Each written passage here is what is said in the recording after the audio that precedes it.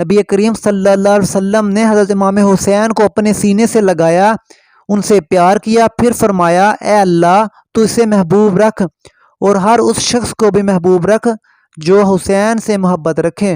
رسول اللہ صلی اللہ علیہ وسلم نے فرمایا جس نے حسن و حسین سے محبت کی اس نے مجھ سے محبت کی، اور جس نے ان دونوں سے دشمنی کی اس نے مجھ سے دشمنی کی۔ نبی کریم صلی اللہ علیہ وسلم نے فرمایا حسن و حسین جنتی نوجوانوں کے سردار ہیں اور فاطمہ جنتی خواتین کی سردار ہوں گی ماں سوائے مریم بنت عمران کے۔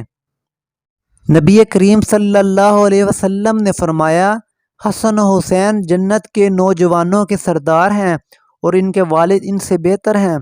آقا علیہ السلام نے فرمایا حسین مجھ سے ہیں اور میں حسین سے ہوں، اللہ اس شخص سے محبت کرتا ہے جو حسین سے محبت کرتا ہے۔ میرے دوستو، اگر آپ کو ویڈیو اچھی لگی ہے یا اور بہت ساری حدیثیں سننا چاہتے ہیں تو اس چینل کو سبسکرائب کر لیں۔